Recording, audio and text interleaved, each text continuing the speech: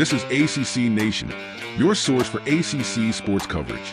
Connect with us at accnation.net. Listen to our podcast and streaming radio. Watch us on YouTube and follow us on your favorite social media outlet. Now, here's Will and Jim. Virginia football, this ACC Nation preview with Brad Franklin of the On3 rival site Cavs Corner. Thank you so much for joining us, Brad. Really glad to be here, Jim. Appreciate you guys having me back on. Been a good while, and I'm very glad to rejoin you guys on the show. Yeah, it's amazing how time flies too. You know, I mean, honestly, it has been a little bit of time. The beard was much less gray the last time you guys had me on, Jim. It wasn't this bad before. I'm approaching Santa Claus level at this point. But you know what? There are worse problems to have than the beard has gone completely gray, I guess, right? Same. Well, Santa, you've got some gifts in the bag that you need to unpack here for the show. And I hope it's not a lot of coal. So let's get into this schedule first and do a thumbs up and thumbs down and the wiggle waggle of Will, which is maybe not. We're not really sure. Because, I mean, we don't know. I mean, as we were talking about before the show started, the fact is that everybody and their brother, with the exception of one person who we will not name, Connor O'Neill, comes in and tells us that they have this enormous list of people off the transfer portal. So, you know, it's understandable. You know, we're trying to figure out who's doing what and whether we're coming or going. So we're going to kind of go through the schedule in the same fashion because who knows what team is going to show up, right? Right. So let's start out with this first game. Coastal Carolina is at Virginia. Is that a thumbs up for the Wahoos? I would think so. I mean, listen, I think that one of the things that Virginia did in the offseason, to your point about sort of the number of new pieces, right, is I think Tony Elliott and his folks really addressed, you know, not just a lot of needs, but I think they upgraded in terms of talent level. And what I mean by that is they weren't just bringing in a bunch of dudes, right? There was a significant amount of investment, right, from outside donors, from outside sources to basically bolster UVA's NIL situation coming out of last season into the offseason. And I think the place where the Cavaliers, I think, did a really nice job was not just, you know, bringing in guys to fill spots, but they brought in guys who were going to make them better. And there are dozens of them, right? Just a number of new faces, a number of new names. You know, I think for a great many fans are going to feel like those of us who are observers, right? You're trying to figure out like, oh wait, who's that? Like, that's just the nature of this beast. I think Coastal comes into town to start the season, and I think this is just a better Virginia team, right, than the one we saw last fall. I think they've upgraded at quarterback. I think they've upgraded across the board on the offensive line. They've upgraded at wide receiver. I think this is not going to be, and we'll get into this in a little bit, right? This is not going to be just your standard, hey, he's going to throw the ball to one or two guys that Virginia's done the last couple seasons under Tony Elliott. And then defensively, I think they're just a lot of really talented pieces of the puzzle that have come together. They were also able, I think, to keep, you know, a number of guys on that side of the ball too. And all of it, I think, comes together. I think this is a win for UVA out of the gate. No disrespect intended to Coastal, but I think where Virginia's playing with right now, I think coming out of the starting block, this is definitely a thumbs up. For those of you who are really into movies, you'll appreciate this. I'm glad to hear they don't have a lot of dudes on the roster.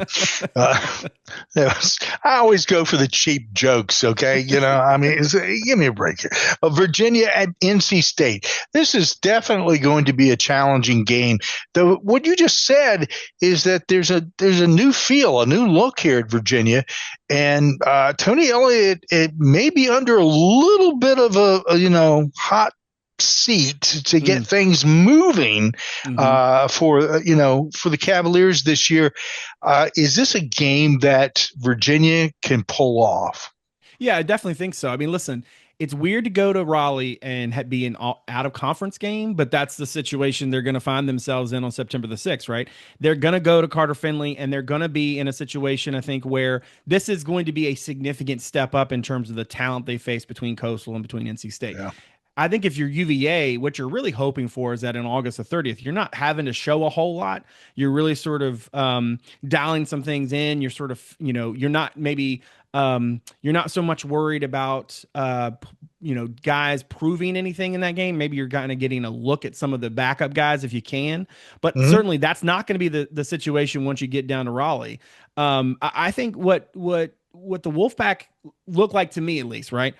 That's a team that is kind of in a similar situation in the sense of like either they got to go or get off the pot, right? Like it's time for something to happen in Raleigh, and that's I think for Tony Elliott and his folks in Charlottesville, it's time for something to happen. Now with the schedule we're going to go through continuously here in a second, right? With the amount of talent Virginia has, and certainly with the way things have gone to this point, I think this is actually a sneaky important game for Tony Elliott and his shop, right? Win this, you come back home for 3 straight home games with a 2-0 record, and suddenly things feel a lot better than if you come home 1-1. Now you're starting to look at the schedule and you're thinking, oh man, maybe the schedule wasn't quite as easy as everybody said it was. Now you start trying to do the math and you're starting to talk about postseason. And I don't think there's any doubt in my mind, at least, that if Tony Elliott and his folks don't make it to the postseason this year, there's going to be a lot of serious conversations happening, because at this point, the investment level in this program and certainly what this athletic department needs from this football program, I think this is probably, I don't want to say it's a must win for UVA by any stretch, but certainly the season feels a lot different if they go to Raleigh and come back home with a win than if they go down to Raleigh and come back with a loss. And I know that sounds a little bit simple and a little cliche, but man, it's very rare to get a game like this early in the season that I think will set the tone. And for Virginia fans who are, I think, kind of excited about a lot of what they've seen, this is a game, you win this game, these next 3 are going to look a lot better, regardless of what those outcomes might be. And certainly we know how important football is, not just for programs like UVA, but for programs in general right now across the country. I just want to say real quick before we move to the next game, this is the perfect time if you're Virginia to go down to Raleigh and get them, because they're replacing both coordinators. They lost Concepcion. They're not going to have it all figured out in week 2. So this could be an easy spot for them to go down to Raleigh and get them. I completely agree, Will. And I think the thing is that like State has talent. Don't get me wrong. And I think, come October into November, I could see State, kind of putting some things together. I think Dave's a heck of a coach. But at the same time, to your point, they're replacing a lot of various pieces. And right out of the gate, I mean, in some ways, you'd almost want to start with this game. Having it in week 1 would almost be even better. But again, you get a chance against Coastal to see your guys out there. If that thing is tight, right? If we get to like 9:00 the night of August 30th and things are a little bit dicey, it's probably not going to be a good look for UVA going forward. And to your point, I mean, I think you got to be able to get down to Raleigh and come back with a win, because the sort of scenario sort of sets up, the circumstances sort of set up for you to do just that. And like I said, I think it just really does change the complexion of UVA season if they can come back with a victory. Next step is William and Mary at Virginia. The Tribe comes in, thumbs up, thumbs down. Has to be a I mean, listen, with love and respect to the Fighting Mike Londons, I just don't think that there's any way, shape, or form Virginia can lose this football game, right? Again, this is an easy schedule. This has to be a win. There's just it's one of those things that, like, you can't even talk about, right? Because the longer you talk about it, I mean, if this thing is a game into the third quarter, again, things are really not looking great. In the orange and blue, right? But no, this is a game Virginia has to win. It's a no-brainer. And if it doesn't happen, like I said, there'll be a lot of serious conversations happening because there's a lot of bigger problems. Now, again, football is weird because even if you bring in a lot of talent, you lose your quarterback or, whatever your injury situation might be. We saw on Virginia's offensive line last year, right, that it didn't take much for that group to look completely different week to week. I think depth-wise, Virginia's in a very different place going into the season. But again, this is just a game that even your backup should be able to come in and win. So, yeah, this one's got to be a thumbs up for the Hoos. I have a question about this game. As in William and Mary, oldest school, obviously in the state of Virginia,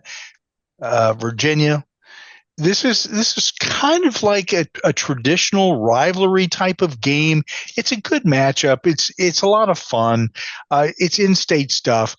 The question is this the type of game because of the pressures of playing tougher competition, bigger schools, more money. Is this the type of game that's going to survive long term? I honestly, I think this is the exact type of game that will survive, because if you see what Virginia Tech and ODU just did, right, where basically now instead of Tech going to ODU several years, right, now they're still going to go to Tech, ODU is, but they're not going to have those return games at home. That's just this, kind of complexion of the thing, right? The ACC wants essentially inventory, right? They want home games that they can shop out. And I think this is exactly the type of game I think you're going to see Virginia continue to schedule early in the season in perpetuity, right? You're going to have the, whether it's William & Mary or Richmond. I don't think you're going to see them schedule VMI that much going forward, right? That's a different animal, but I think William & Mary, Richmond, those types of games, these are good for them. I don't know how much JMU will be asked to come back. We'll see. But overall, I do think this is one that'll last, because it's a good game for the Commonwealth, certainly, right? And I think when you're Virginia and you're looking for games, I like this to sort of have earlier in your season. This is one I think you're going to continue to see Virginia have a game like this on its schedule. And certainly because, William & Mary is under no delusions of grandeur here that Virginia is going to come and play a home and home, right? So you can just always have William & Mary come. You can always have Richmond come. I think that's what you're going to probably see UVA do a lot of going forward. Yeah, sadly to say, and as part of the former broadcast crew with the Keydets, got to make that right, Keydets. Right. I would, realistically speaking, those are just money games for VMI. I mean, let's be realistic. Now, from the standpoint of JMU, I would be worried about putting them on my schedule on a regular basis, because that school, they want, they have shown that they can bite off more than they can chew, and they want to do that. So that's the type of team I would stay as far away from as possible. Next game up is Stanford coming into Scott Stadium. Don't think that Frank Reich is going to make a huge difference this year, though there's some indication that he and Andrew Luck are working some wonders out there. Yeah, I think the thing with this one, guys, is that, listen, at the end of the day, it's still Stanford, right? And Stanford can recruit, can bring in talent, can attract, right? Now, whether they've done it immediately in the right way, right? There's obviously been a lot of change on the farm, right? There's a lot going on in that program in general. I think, if you're Virginia, look, you're the home team in this game. From a talent standpoint, you like to think that, you've been able through acquisitions in the offseason to do a lot of good work on your roster. I think also to the fact that, there is the distance piece of this, so you can't ignore it. Even though I think that is just a sort of a thing we're all just going to have to get used to in this sort of new look ACC. And what we're kind of already adjusting to, right, is this idea of how do these West Coast teams travel, and how do the East Coast teams, when they go West, how does it look? I think this is one Virginia's also got to find a way to win. And again, there are going to be a handful of times as we work through the schedule where I'm going to essentially say that. And the truth of the matter is that if things are working right at this stage of a rebuild, right, this is a game Virginia finds a way to win. It's a home game. You're playing a team that's going to be 3,000 miles away from home, whatever it is technically. There are 3 time zones, whatever. This is just a different situation for UVA at this stage than if it was like year 1, year 2, right? It's not year 1, year 2. And I think for Tony Elliott and his folks, they've got to find ways to win several of these ball games on their schedule. This is one of them, right? That NC State game I think is important, and this one is too. Because here's the thing: the next week after this, you got Florida State, right? And that Florida State team is going to be extremely talented. They're probably one of my bigger question marks in the league, just in terms of I'm just not entirely sure whether that's a team that is going to have its stuff together right early enough in the year to get the kind of momentum to be, hey, maybe Florida State people have been kind of sleeping on them going into this, right? For Virginia coming out of, a game against William & Mary, this is exactly the kind of game I think Virginia's got to find a way to win to open up the possibility that you don't have to beat Florida State next week just to set yourself up well, going into things, right? You can't go into, late September, early October already trying to count wins to get to the postseason. Again, Tony Elliott and his folks, they need a bowl game this year. I don't think you can put too fine a point on that. And I think this is a game. Again, I know that like I said, Stanford is Stanford. They're going to continue to attract. I think Andrew Luck and his folks. It's going to be really interesting to track that program over the next 3 years, just in terms of maybe what they're able to put together.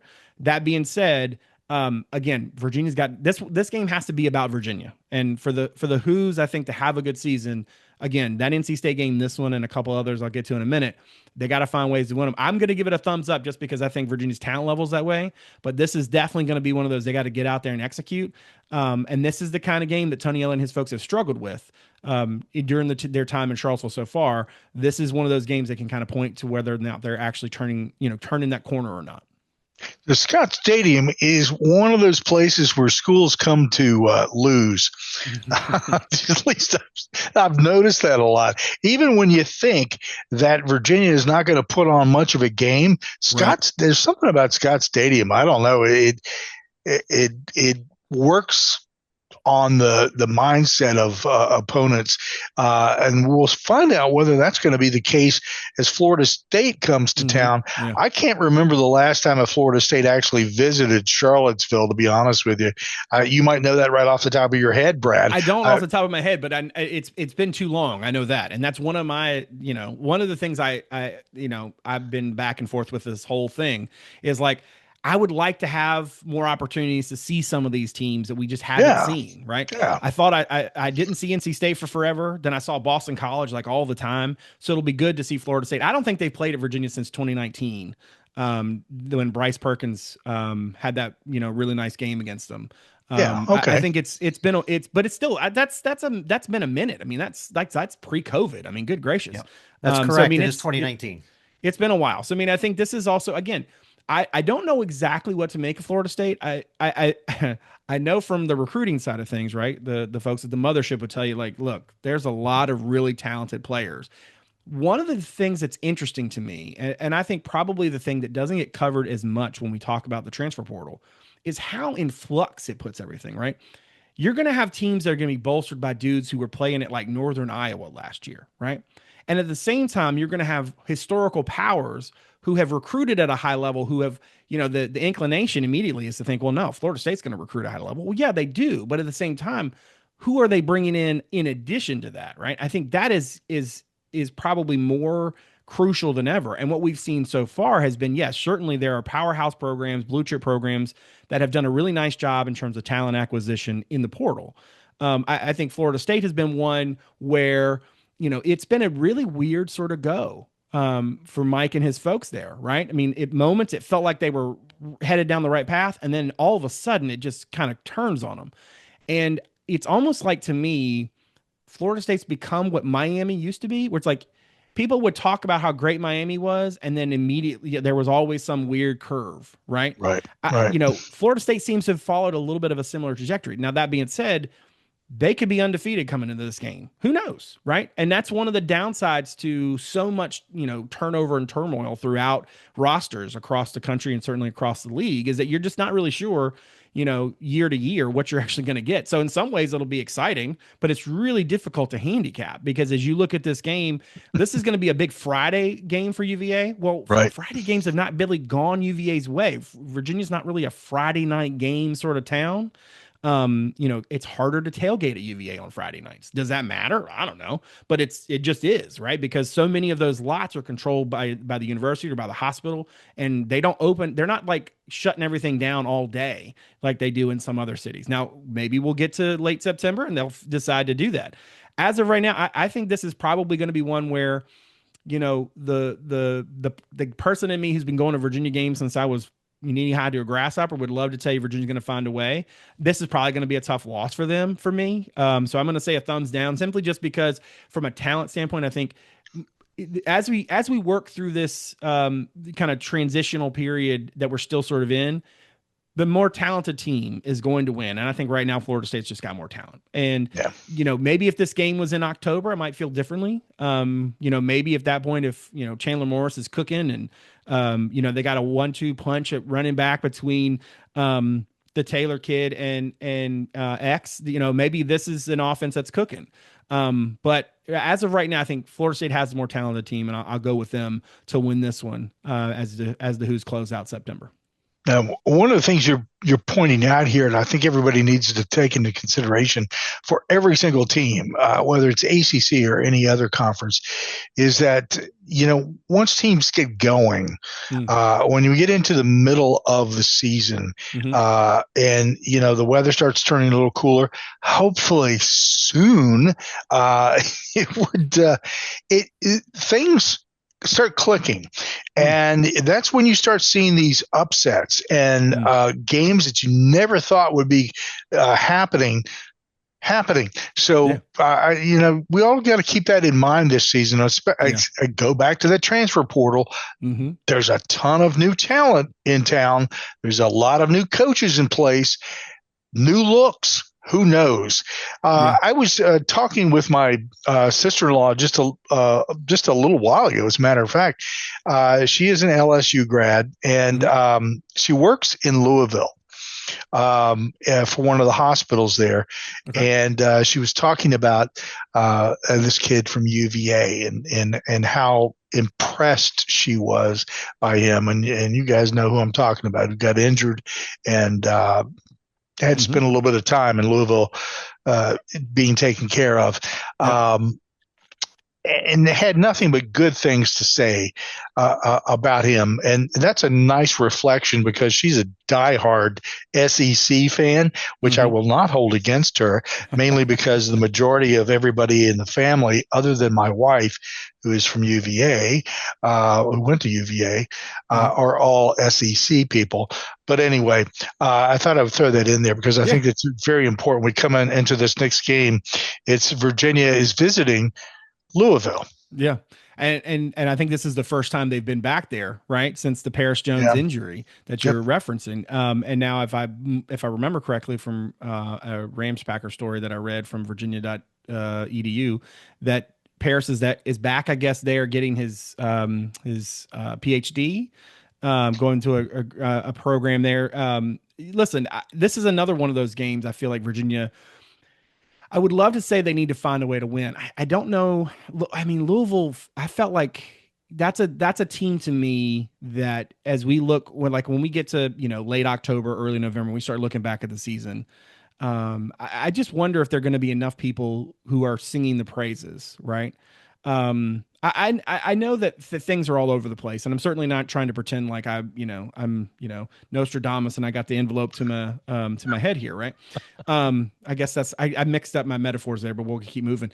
But it's one of those things though. It's like I feel like Louisville's just going to be really good, and I don't have anything to really base that on, right?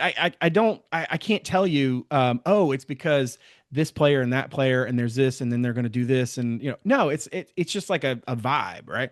Now for Virginia, again, the schedule's pretty easy, right? And as you look through schedules in the country, maybe Wake's is easier. But Virginia's is pretty easy. Getting to the postseason with this schedule, I don't think you have to pull too many rabbits out of your hat. But if you look at the road games that are on the schedule, so you're going to go to NC State, which, as we talked about, I think that's one Virginia's got to find a way to win, in large part because it's the second game, and I think it sets a tone. You look at, they're going to go to Carolina, they're going to go to Cal.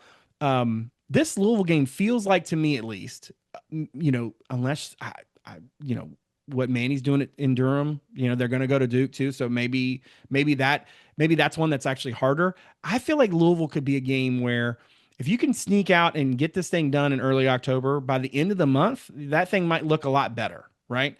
And my whole rationale here is that I think Louisville is going to be pretty good.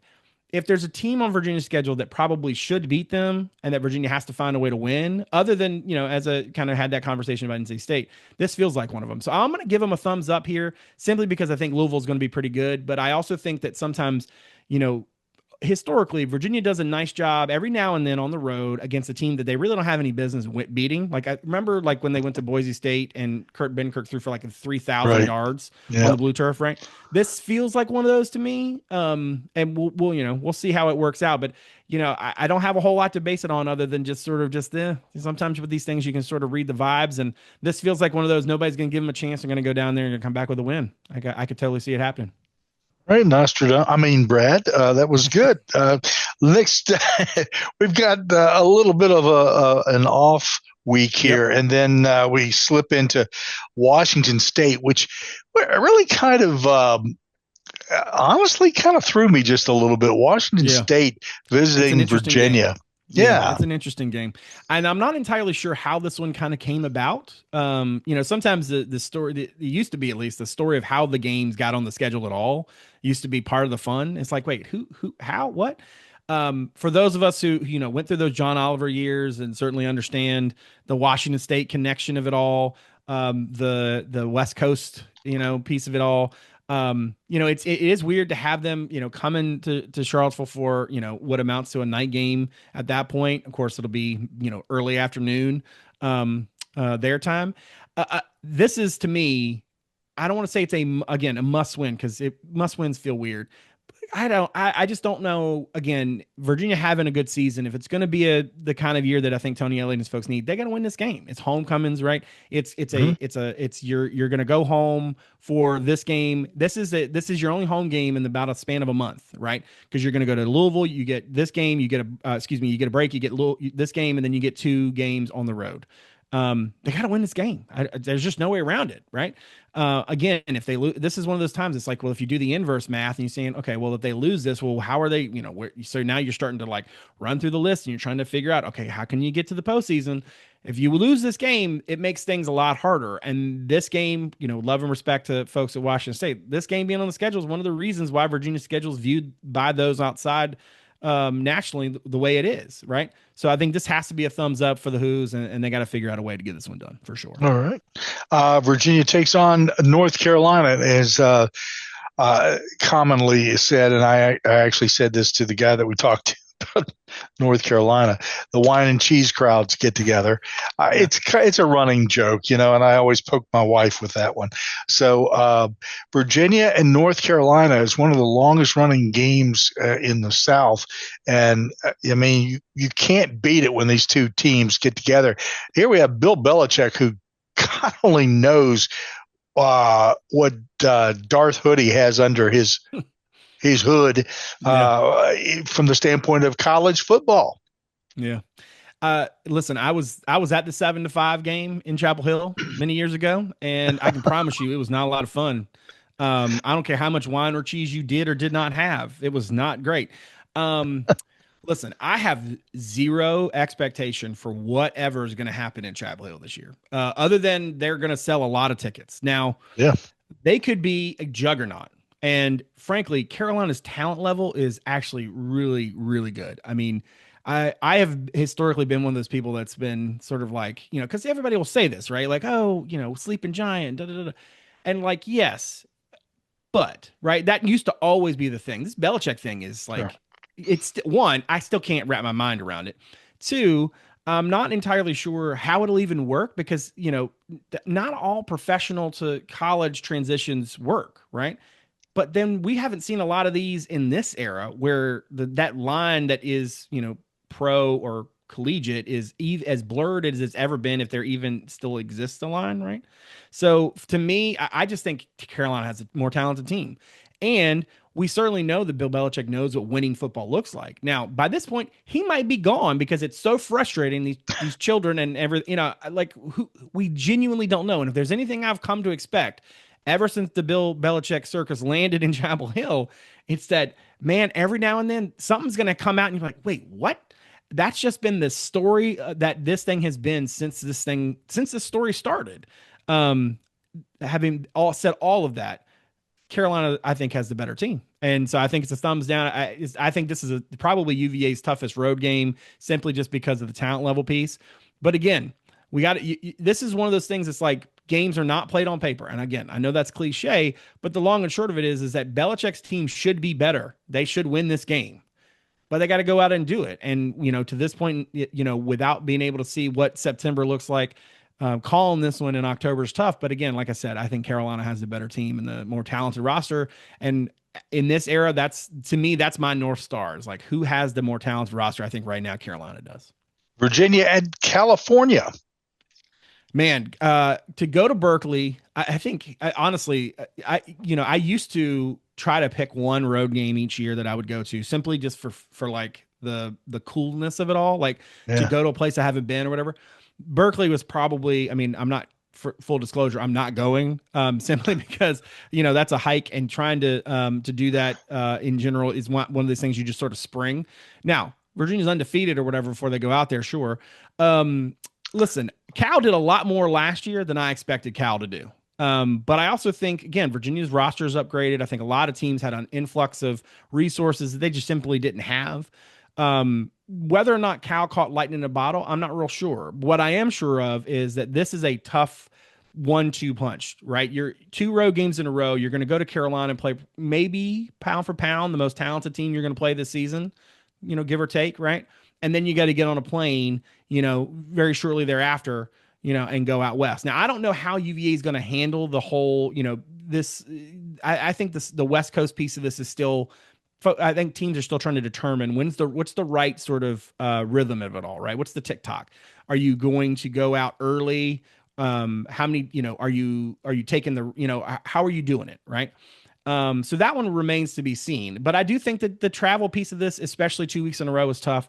I wouldn't be surprised to see UVA go out there and lose, but I also feel like if you're going to have a good season, you got to find out a way to come back with a win. And I've realized I've said that a few times, and that I think that does a good job of framing what this season needs to be for Tony Elliott and his staff, right?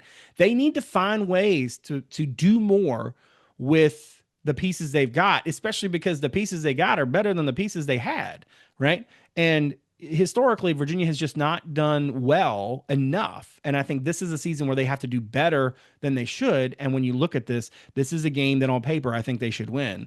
And the question is, of course, if Cal can do what Cal did last year, this is going to be a tough one for UVA. Because not only because you're going out there, but again, talent level wise, it just all sort of clicked, right? But I think that one of the things that's going to be interesting is like year to year to year, who clicks, right? Because so many moving parts and pieces. I think that's probably going to be, as we track this thing over the whole season, it's going to be one of the most fascinating pieces to watch, is that there are going to be teams that are going to be so much better than we think they're going to be simply because the right pieces fell into place. And I know that's cliche, but it's more true now, I think, than it's ever been. For Virginia, this is one, if they're going to have a really good season, they come back with a win. If it's going to be mediocre, they come back with a loss. And I'll understand it, even if, that does change some of the brass tacks of it all. Next game up is Virginia at Duke. So that could be a bit of a challenge. Well, they got Wake Forest the week before, right? So they got Wake for family weekend. So they do come back home. Sorry. Cal Yeah. Wake Duke. Forest at Virginia. It's first. Yeah. They got to win that game. They got to win that game. Full disclosure, full stop, all of it. Like, love and respect to everybody in Winston-Salem. Don't mean to be mean, but Virginia loses this game and everything is bad. Like bad. Forget about Duke, forget about Tech. This is one of those must-haves. They got to have it, and I feel like they will. So give them a thumbs up on this one. Home game. You finally get back after 2 tough road game situations. I think they got to find a way to win it, and I think they will. All right. Didn't mean to overlook Wake Forest. No, you're good. I get it. Virginia at Duke. All right. So that one's, now listen, this is tough because I of all the people that I thought would make it work, I just did not see this coming. I did not see Manny being a guy who could do it. Now, the question is, now we've got a little more depth in terms of, or I guess I should say we have a little bit more, not depth. We have a little bit more to go on, right? We have a little bit more, a little more tape on the reel, right? Sometimes when you come in and you take over for somebody like, Manny did, sometimes if you had some really good pieces, hey, it's a lot easier. And then the whole adage is, well, then he's got to get his own guys. And now is he coaching his own guys? Well, that sort of dichotomy sort of goes out the window in the transfer portal era, right? But in some ways, but not always, right? So I do think this is going to be a really interesting season for Duke. I know they're the least transactional of all the teams, right? In terms of the number of dudes leaving, the dudes coming in. I do think that probably plays to their advantage, right? Is that they've got a little bit more familiarity. Will it matter in November though? I think that's the question. Duke has actually recruited at a pretty nice level overall the last few cycles. And I think one of the things that will be really telling here is whether or not this is a game where if Virginia's talent level, the improvement, so to speak, right, that has happened on that roster, if it's real, this is a game they go and win, right? Again, love and respect to everybody at Wallace Wade, but that is not exactly the most, intimidating place to play a football game. Most of the time, you got to bring your own energy, and I get that. That doesn't have anything to do with Duke's program being good or not, but it does change the environment that you got to play in. I've always enjoyed my time at Wallace Wade, but that doesn't necessarily matter, right? I think this is a game Virginia has to figure out a way to win. Again, I'm not trying to say they're going to go undefeated. They're going to lose some games, right? But the trick is, all right, if you go to Louisville and you didn't win, and you went to Carolina and you lost, and maybe you didn't win when you went to Cal, you got to get one of those road games, right? It would be really nice for them to get more than one. And I think Duke is probably, aside from, Cal, in terms of the sort of overall talent level. That being said, what I find the more research I've done as we look toward the season getting going is that the margins between these teams feels as thin as it's ever been, right? Yeah, you're going to have a couple of teams that are out here by themselves ahead of the pack, but then everybody else is going to be racing real tight together in a bunch. And yeah, if you're Virginia and you want to have a good season, you got to figure out a way to come back with a win, especially because we know what comes the next week when you come back home. So yeah, give me a thumbs up on that one, and we'll see what the end of November hath wrought for the Hoos. Interesting. Next up is an open week, which may be a curse considering, having an off week before you play probably, quote unquote, one of the biggest games of the season. With Virginia Tech may not be that good of a thing to have happen, but let's get your thoughts on how that's going to play into that final game of the season, a regular season, Virginia Tech, Virginia. Yeah, I cannot remember. I mean, if it has happened, I can't remember it. Virginia getting an off week before Tech. Now, that being said, listen, this rivalry is gone obviously very, very one-sided, right? Now, this to me on paper, again, is easily the least talented Tech team that I can recall seeing in quite a while. That doesn't mean that Tech's going to have a bad season. Doesn't mean they don't have any talented players. It just means that overall you look at this roster and you go, oh. Now, the talent level doesn't seem to matter when these two teams play. Virginia has had much better teams that continue to lose and lose handily to Tech teams that we either were mediocre but really great that day, or they just, Virginia didn't match up well with them, and Tech was, the more confident team at times, or sometimes the more experienced team and whatever. If there was a way to lose a football game, Virginia has figured out how to do it in this rivalry of late. That all being said, this got to be a win. I think for Tony Elliott and his program, there is no bigger game on the schedule each year, but especially this year, because if you want to continue to have people pumping in dollar bills to your program so that your program can continue to pump, talent into the roster that you're going to need to find, you got to win this game. You got to be able to do it. It has not happened enough in this rivalry. Certainly the law of averages would say, well, at some point, and if you look at this thing historically, this is the way this has gone, where there's been a pendulum. But man, this thing has swung in Virginia Tech's direction for a long time. You think at some point they're going to start, maybe it's a 2-for-1 or a 3-for-1, but it won't be like 16-for-1 or 18-for-1, right? I think the more likely scenario here is that Virginia, the home team, the more talented team, wins. But as I've said, Virginia's found so many different ways to lose this football game. I'm going to say it's a thumbs up just because I think Virginia does have the more talented team, and I can't change my my frame for how I look at everything the whole season and then get to Tech and be like, well, actually it's just Tech, so ooh, they're scary. But I do also think though that, this is going to be a fascinating situation, because if Virginia's already in the postseason, and they have the opportunity to rest some people in that off week, does that change some of the calculus, right? How do you prepare, to your point, right? How do you get ready for what is the biggest game on your calendar? And you're regardless of what does or doesn't happen in Durham, you come back home and you've got 2 weeks. Well, if you're coaching staff, how do you plan for it right now? How are you looking at the way you're using your bye weeks on this schedule, considering the amount of travel, right? and the fact that like there just are so many unknowns as you go into it. What can you do now? What can you plan to do then that can help you as you get ready for this game? I think we've seen various Virginia coaches handle this in a variety of different ways, right? We've seen the clock, we've seen the countdown, we've seen, it's just every game's the same, and then every place in between, right? I think you got to make it a big deal without making it your everything. But that week, you have to understand, I think the kids have to understand that it is everything. And I think for Virginia this year, Virginia has the more talented team. The question always is, when it comes to this game, can Virginia play anything remotely close to good football, clean football, 4 quarters of football, my kingdom for a half of good football against Virginia Tech?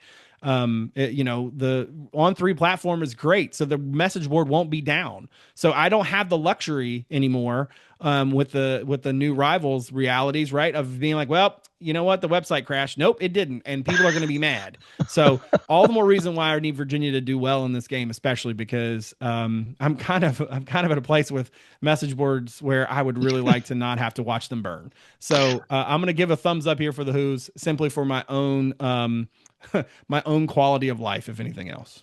All right, I'm gonna bring up a scenario here, which God, I hope does not happen. But let's forget about glass half full and glass half empty and that whole nonsense. Let's go with the glass has nothing in it, and we're down to this game. Okay, and both teams are at 5 wins. And this means bowl time. Yeah. or maybe it means both coaches are on the hot seat as well. Yeah. Just your gut reaction to that weird scenario. I think in that scenario, Jim, if Virginia's in this game at 5 wins and needing this game to go to bowl eligibility, I would almost say that not only is Tony Elliott coaching for his job, right? I'm not trying to be dramatic here, but I think that's just, if you look at the schedule, that would be the realistic situation. Sure. Right? But not only, and I've always been a big proponent of wins and losses are important, but the how is every bit, if not more important, right? It's not so much that you lost a game to somebody you shouldn't have lost to, but how did it happen? Did it happen because the other team just made a crazy good play or an incredible drive? Or did you shoot yourself in the foot 37 times with penalties and drops, passes, and stupid mistakes, right? Right. Now, if you're 5 wins because you went through a rash of injuries and such, okay, great. But that doesn't change the reality of the situation. And so I think if that is the situation going into November the 29th, yeah, Tony Elliott's coaching for his job. And, if there's ever going to be a game where if you win, you can secure a thing, this would be it. However, at the same time, listen, man, looking at this schedule, if they're at 5 wins going into this game, that's probably not a great sign overall. And it's probably not going to be a good precursor of what the offseason to come is about to look like, regardless of what happens here. Even if they win and they go to the bowl and they win, right? I will say that if that is the case, every Virginia person I know will be like, will need so much Pepto-Bismol the entire week. We'll have just like level stage 12 lemon booty, like you would not believe, right? The level of nerves going into that game, what would obviously be like a noon kick for sure, right? Would just be astronomical, right? And with good reason, because anybody who's been around this rivalry for more than 37 seconds understands exactly what time it is. So no, my reaction to that is pain. That's my reaction. Because that would be a brutal 2 weeks. If, they go to Duke and lose and now they only have 5 wins and they got to figure out a way to get to 6 against Virginia Tech, who is also like, we got a bowl situation happening, man, that's not great for any Virginia fan. Having said that, it would be tremendous to win that game, send Virginia Tech home for the holidays and know that you're also going to the postseason. That's great. For Virginia folks, that's not the way this works. And you would like to have a lot more padding before you get there. But, at the same time, like I said before, I still think this is easily the biggest game on the schedule. And I don't care what your record is, and I don't care how many points you did or didn't score last week or 3 weeks or whatever. You got to find a way to win this game. If you want to have a program that continues to build any sort of momentum, you got to win this game. And I don't, all the particulars around it, that dramatic situation you just posed, that sounds terrible to me, but it also sounds very, very much par for the course of Virginia football that I've seen over the last, I don't know, what have I been doing this 15, 16, 17 years, whatever it is. Like, that's the way this works. And that the bowl absolutely is on the table. Anything is on the table when it comes to Virginia football, as I've found. I'm telling you, if that happens, I am going to be at that game tailgating in a way that is irresponsible. just put it out there. You won't be alone, Jim. Trust me, there will be lots of them just like you. I promise. I'll warn you right now. I've taken up way too much time here, Brad, because Will has got a lot of questions on offense and defense and wants to look at how the team is going to be operating. Sure. I was going to point out, I think there's a chance that if both of those teams are 5-6 going in the bowl, that game could be have interim coaches in it on both sides. Yeah, that's true. Yeah, that's a really good point. I mean, I had not considered that, Will. That's actually a really good point. I've actually floated that one out on Twitter because I don't like calling it the other one thing, but yeah, I got you. But if the board burns down that week, you got a board moderator, shout out David Spence, who can handle all that for you. Your lips to God's ears, brother. Brother. It's always good to chat with you, bud. But yeah, let's talk about the team. I mean, we'll start quarterback. Out goes Anthony Colandrea. In comes Chandler Morris, who, let's be real, he's a much better quarterback, and obviously he's been around the block. Mm-hmm. I mean, people look at it and say, "Oh, he threw for 3,000 yards at North Texas," but let's be real. North Texas was far more of a pass first team. Virginia was more of a run first team. Right. Where would you put the expectations for Chandler Morris for this season? That's a good question. Well, I feel like on some level, if Virginia's offense is successful, the balance between the run and the pass will probably have to, I would imagine, especially if they're going to do as much read option as I think they might do, it's probably going to be closer to that 50-50 split than he probably would like.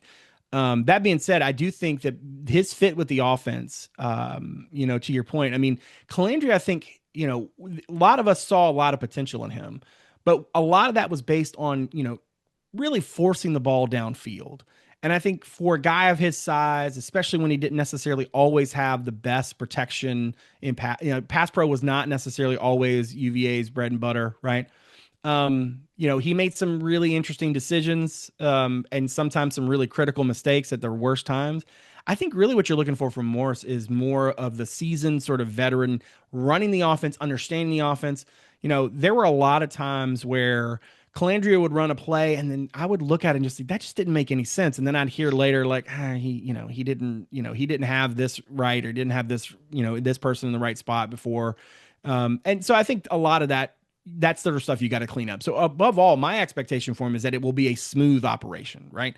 And I think if that is the case, his talent level and certainly his fit and his comfortability in this offense will make it so that, he's going to put up a lot of good numbers. The question is going to be, how is he going to do it? We know he's been a guy who spreads the ball around. He's not, Colandrea was very big. I mean, like, dude, it was all going to be, it was going to be Malachi. It was, the thing is going to be the same, it's going to be that.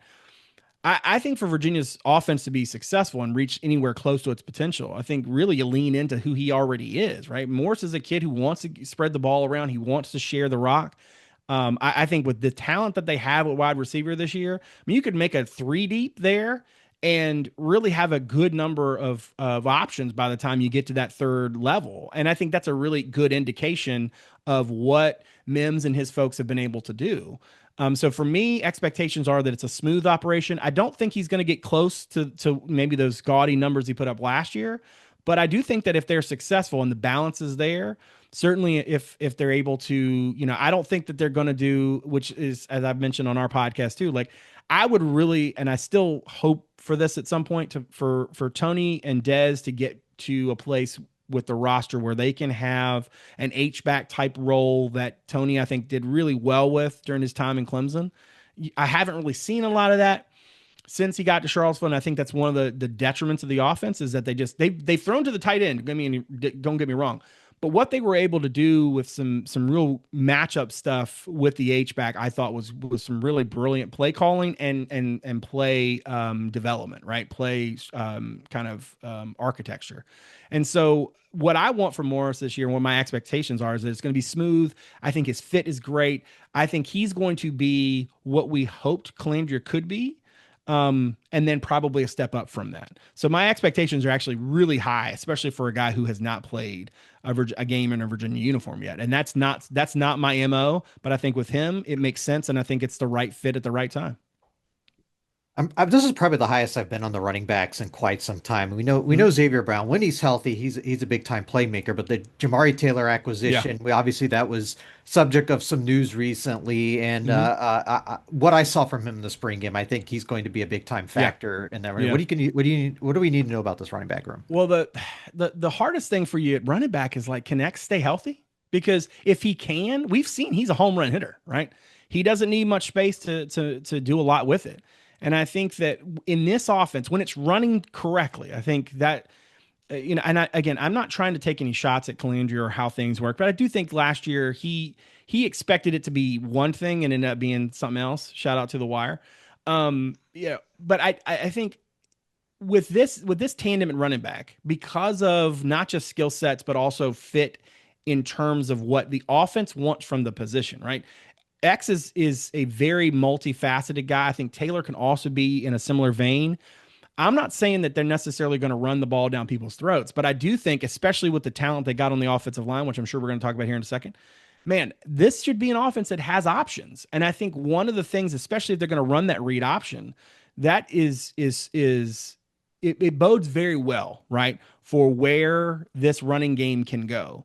One, because of, again, Morris's, I think his comfortability in this type of offense. And then two, just the overall skill talent around them, especially if they're going to be using some of the other wide receiver pieces. I think if you look back at last year's offense in general, there were too many, well, if this guy does this, that there was just too much of that in that group, right? Chris Tyree, for example, at the end of the day, I think he was a running back in a lot of ways and trying to be a wide receiver, but he didn't have some of the things I think a wide receiver needed to have in order to be really successful in that offense. And certainly I think there were too many times where they tried to force feed him the ball. In this situation, because of Brown and Taylor's talent, I think you can go between them pretty easily. And so whoever has the hot hand or whatever the situation calls for, I think you can go to either of them. I actually am really high on this running game. And to your point, I think that is one of the big reasons why I think for me, when I look at the schedule and we're working through it like we were with Jim a minute ago, there's a lot to, I wouldn't say defer to Virginia being better, but I do think that this is one of the reasons why, is I think this offense can be much more capable and certainly much more consistent. And I think that would be a very good step in the right direction for the Hoos. Yeah, and you talk about the depth at what receiver. Obviously no more Malachi Fields, but they brought in guys from the portal who, who have had a lot of success elsewhere. Yep. They get Trell Harris back, who's now back healthy. Kim Courtney showed a lot as a freshman. Obviously made the trade for Jaden Thomas, getting him back from Notre Dame in the Malachi Field. Just kidding. And then Jamal Edrin, the gift from Purdue, who was like the only guy who did anything on offense. I really, you mentioned, I really do like this receiver room. Yeah, it's actually kind of crazy because if you remember during transfer portal season, it felt like every time I turned around, they were adding another wide receiver, right? And it was like, do they really need another one? And then they would get like two more. And the thing about it is that like in most other years, we talked about this on our podcast the other day, right? You got the Robinson kid, you got Newton Short, you have younger pieces that in most other years, they'd be out there, right? And these guys might play, don't get me wrong, but man, that first 5 or 6 is really strong, right? You mentioned Harris. I think Trell has to be able to be healthy, right? Full stop. That's the challenge that Xavier Brown has. I think is a challenge that Trell Harris has. We know how different Virginia's offense was last year when he was healthy, right? When he's in the game, things are different. And he's probably, I know Ross is probably the faster guy, right? Harrison, is probably in that conversation too. But in terms of being able to take the top off of a defense, there's just no chance that you're going to defend Virginia the same when Harris is not healthy versus when he is, right? When he's healthy, it changes a lot of dynamics that you can have him on the field. And so I think this is a group that talent-wise, it's probably pound for pound the most talented wide receiving core I've seen at UVA in a number of years. The question, of course, is how you turn that talent into production. And again, Morris has been a guy in his career who he's not going to just throw the ball to one dude over and over again. That he spreads it around. And I think that is going to be so good because that's good for this specific, group of receivers. And if you think about it, I'm assuming on some level, right, that's part of the design, that you have a guy who is not just going to go to his, this dude over and over. You're going to have a quarterback who's going to spread it out. So then you went out and you got a lot of good pieces to spread the ball out too. And so I think, you mentioned, several names there, and it's one of those things that's great about this group is that like, it's going to be tough, I think, for teams to match from a defensive back position to match the physicality and I think the overall athleticism that Virginia can put on the field. Again, I'm not trying to pretend that Virginia is like Ohio State or anything. Please don't get me wrong. But I do think for especially the teams they're going to play on their schedule, this is a very talented wide receiving core that I think will prove to be extremely productive. And the dividends are going to be there because, like I said, I think that talent level, especially when paired with Morris, is it's as good as I can remember at UVA in quite some time. The offensive line, obviously, a lot of things are dictated by the success of the line, and let's be real, they were so banged up by the end because they had no depth, and they addressed that in the portal with I count like seven different names. And obviously they've already had some attrition on the O-line already in spring and fall practice. But how does that depth help this offense? Well, I think what's interesting about it, Will, is that one of the things I don't think we talk a lot about or enough about really is how limited Virginia's depth was in the past seasons and what the unforeseen on game day ramifications of that were. For example, they were so thin on the offensive line. Could they ever really give the defensive line a good look, right? During practice, during the week, right? And when you don't have bodies on the offensive line enough to get to game day and you can't really show, your defense a good look during the week, right? Well, what is that doing for the whole entire team, right? The trenches in general have been a huge problem for Virginia in recent seasons. And certainly you could tell from the way that the staff went after acquiring talent in this offseason that they were, we're not going to let one injury or two injuries derail everything, right? Last year, it was like if the wrong guy got banged up at the wrong time, literally there was no option, right? That can't be the way it works for, a healthy team, a healthy organization. And certainly when you look at the depth on the offensive line here, you've got some really talented pieces. Like Tyshawn Wyatt is a guy who otherwise you would think would be a starter in most places, right? But you start looking at it here and you're like, well, who's he gonna start in front of, right? And that's a great problem to have because, as we've already seen, to your point, Monroe Mills is lost to the season with a knee injury. There's some doubt as to what Thomas will be. There's a lot of uncertainty in general along the offensive line at all times for a lot of places, right? So having these other pieces, I think, matters exponentially. And for Virginia, especially because now you might actually be able to have a good practice or two. And not just because of what your skill position guys are seeing, but also what your big uglies in the trenches are seeing. So I think for Virginia, that is the difference this season, is that depth. If that depth is good as we think it is, that I think, is a great precursor, or excuse me, a great sign for them in terms of being able to put this thing together and have it go in the right direction. This is before we get into defense, this is kind of my one burning question about the offense. Mm-hmm. It's in the 3 years Tony Elliott has been at the helm. Remember, he's an offensive guy for those who don't remember. His teams have ranked 103rd, 78th, and 93rd in yards per game. Yeah. Why should Virginia fans think that this is going to be significantly better this year? That's a good question. I would say it like this. If they were rolling out the same quarterback with the same offensive line talent, with the same wide receivers and stuff, I would have the same concerns, right? I think that just because it hasn't gone well yet doesn't mean it can't go well. The trick, of course, is finding the right pieces to put together to make it go well. Maybe not at the height of what he had when he was at Clemson. I mean, I don't think anybody thinks, Trevor Lawrence is walking through that door, but the Morris kid's not bad, right? Like, I mean, he's not, that upper echelon, but he's not like, a nobody, right? I think the trick is that what Virginia had initially in a lot of these situations just did not necessarily match what I think Des Kitchings wants. I think what they were needing Calandria to be, for example, right? What they needed him to be in order for the team to be what they wanted it to be, he simply just couldn't do, right? How many times does a guy have to run out of bounds instead of throwing the ball away to take a sack, right? Before you sort of just get, okay, maybe this is just not going to work. He's a gunslinger. I don't think this offense works with a gunslinger. Chandler Morris isn't a gunslinger. He can sling it, but those are two very different things. And so I think for folks who are apprehensive, I totally get it. And I'm not going to try to convince folks that they are wrong to think that past lack of success is a indication of future frustration. I'm just going to say that this is a different team. And I'm going to say that the talent that they have on this team has shown in college football games that these guys can play at that level. Chandler Moore certainly has, right? Some of these other guys, especially on the offensive line and wide, like they have done this, right? So now you're asking them to do it again. You're not asking them to be anybody they're not supposed to be, right? Or anybody they can't be. You're asking them to be who they already are.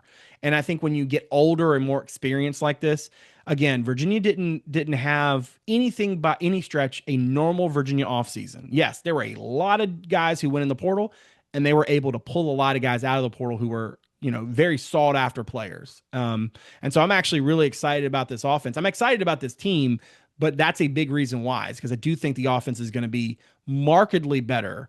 And we were talking about 2019 before. I don't think that Virginia's had an offense, with love and respect to Brennan Armstrong, who I know had an incredible, moment.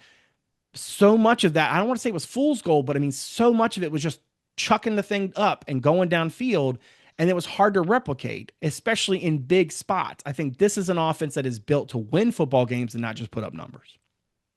All right, let's switch over to defense, and we'll make this quick because we've been running quite a long time here. But one of the things I think where I'm optimistic about this team defensively is the last couple of years, they have not done a very good job at getting to the quarterback. They've been towards the bottom of the league in sacks, but with the additions through the portal, I think they're poised to make a big step forward this year. Yeah, I agree with you. I think that, we talk a lot about the acquisition on offense. I mean, in defense, you look at some of the names. I also think folks don't realize or just really fundamentally sort of appreciate how injured Virginia was on defense last year.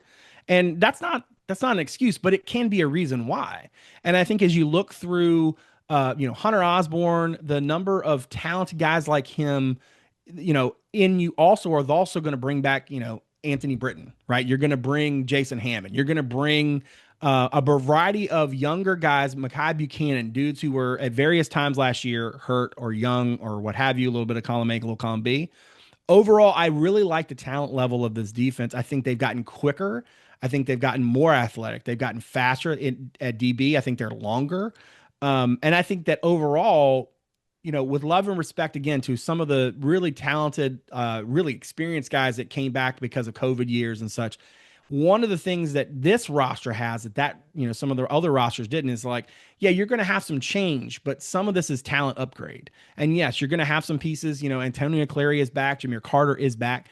But at the same time, there are a lot of pieces, I think, on this defense, to your point, Will, that just have impact, that just kind of take that overall talent level and increase it. And I do think that changes the complexion, not just of the roster, but of the forecast for the season. And I think that defensively, we know Rosinski can do a lot. We've seen what he can do when he has good players, right? Especially at corner.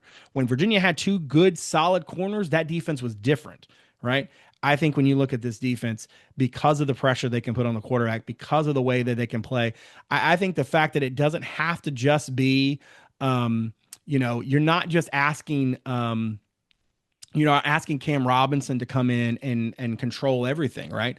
When you look at some of the guys that are going to be around him, this is a very different Virginia team. And defensively, it's just the same story as it is on offense. This is a very talented defense. I think that can, if your expectations are that they can be pretty good, I think there's a lot of reason for that. And certainly that's where I'm kind of landing on it as well.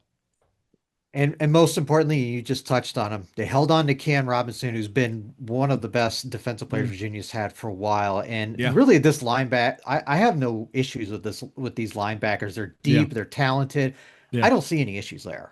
No, I think if you think about, they get James Jackson back, they get Cam Robinson, they got the Marcellus kid in. There's just a lot of diversity, right, in that room. And I think one of the things that also we talk about, can X stay healthy, right? Well, can Cam stay on the field, right? Because there were certainly times last year where Virginia would have been markedly better if Cam Robinson had been in the game, but he was battling like 100 different little nagging injuries, whether it was this or that. And I'm not trying to say that, like, by any stretch that any of this was his fault. It's just sort of the way it goes. If he's able to play the majority of snaps, he's able to be in the game when the team needs him to be in the game. That's just a different thing, right? To your point. I mean, he's one of the most talented linebackers in the country, certainly in the league. And if he's able to just do his job instead of having to be Superman and do everybody's job, I think that does change the complexion for this defense, and certainly what Rudzinski wants from his linebackers. Man, this is a group that really fits it to a T. I'm really excited about, again, the havoc they can create with the quarterback, but certainly the way they can cover in space. I think this is a linebacker core that can produce a lot of results for Rudd and what he wants his overall defensive identity to look like.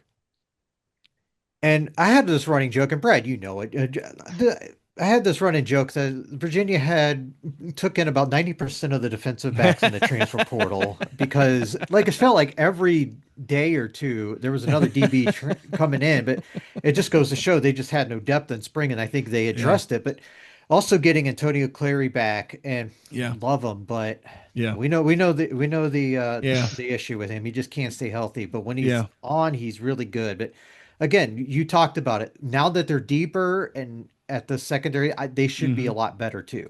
Yeah, and I mean, listen, the days of having those two stalwart corners who play, that's hard, right? And it's tough to find guys that you can just throw out on islands and make everything else fit. I think in what Rudd wants to do, and certainly I think what we've seen them try to do in talent acquisition here, right? Like, I remember when the Platt kid was rumored to be coming, I just couldn't imagine they were going to take another DB, right? And nope, they took more of them, right? And the reason for that is because at the end of the day, you need as much talent as you can get, but also you need as much competition as you can get. This defensive backfield is as deep as I can remember. The question, of course, is going to be, how productive are they going to be? Again, we've seen with this defense what Rudd can do when he's got DBs that he can trust. When he's got DBs who play consistently. I think that consistency, it's probably more important at defensive back than it is anywhere else on this roster. I think they're going to create some havoc in the backfield. I think they're going to get after the quarterback. And like I said, I think the linebackers can cover in space. But I think this is where the rubber really meets the road for this defense. And it'll be really telling, because at the end of the day, you bring in talent and you're hoping to find guys who fit, but not everybody's going to be the right guy, right? I mean, Chris Tyree was not the right guy for that offense last year, right? And there have been a handful of DBs Virginia has had over the last couple of seasons that they've gotten through the portal that just haven't fit.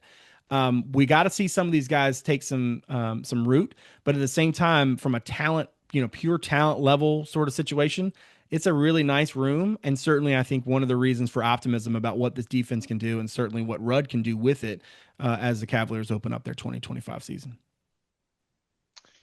Well, Brad Franklin, Cavs Corner podcast. A lot of good stuff about Virginia. An interesting season ahead for Tony Elliott and company, and the fans as well. I mean, it's gives me a further, much more depth here than I would have expected, to be quite frank about it. It's given me a whole different perspective about what Virginia can and cannot do. this season, and appreciate you coming on and talking to us and letting us know what's happening in Charlottesville.